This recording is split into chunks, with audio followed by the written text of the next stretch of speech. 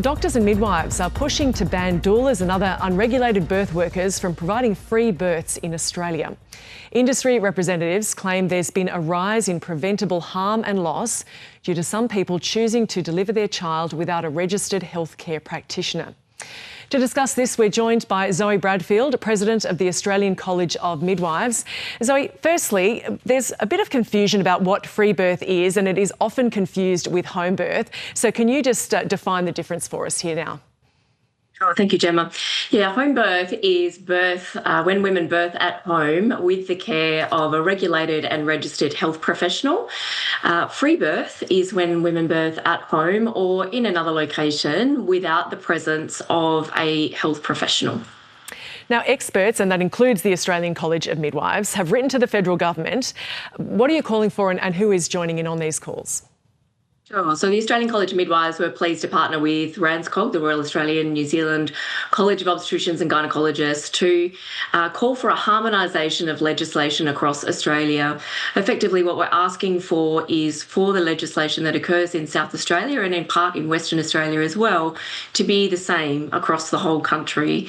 And that legislation has a list of restricted birthing practices, which says that those particular birthing practices must only be performed by a regulated, registered health professional and or a student of those particular professions. So it's very clear about the particular skills that can only be performed by a health professional.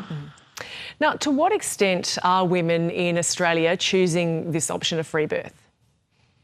So the problem is we don't actually know. We don't actually have any solid data. It's, by its very nature, it is hidden from the system. But what we are hearing, though, anecdotally from leaders around the country, executives of health services and state leaders reporting to us an increase in the numbers of free birth. And often we're only finding out about these free births when things go wrong, when people present to a health service for care and maybe a baby has died or there are poor outcomes for mother and or baby. Birth does carry risk, and I know it must be difficult because it's hard to get the data there, but what do we know in the case of free birth in terms of that risk?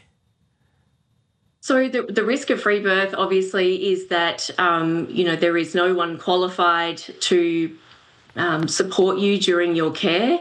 Midwives are expertly trained. We are, internationally standard trained as midwives and educated, skilled, capable, qualified professionals. And the good news is that home birth, that is birth that is attended by a midwife in Australia, is extraordinarily safe. It's as safe as a hospital birth for the women that we care for at home. So it's a really important feature that we have of the Australian healthcare and maternity system is that home birth with a midwife is actually safe in Australia. And it's important that we protect that. Again, this might be difficult to answer, but do we know if there are any groups that are more likely to choose this? I mean, in terms of age, background, beliefs, their past experience? Yeah, again, because the data isn't regularly available on this, it is hard to pick any one pocket. But what we can say is that those that want to birth at home, but that maybe can't afford home birth because home birth does require out-of-pocket fees, may be unnecessarily prevented from having and from accessing that skilled, qualified, capable midwife to support them to birth at home. We know that we have been asking for an MBS item to support women who want to actually birth at home.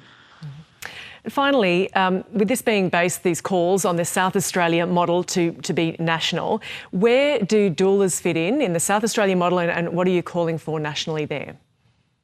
So doulas and birth workers play a really important role in providing emotional support and comfort to women in labour.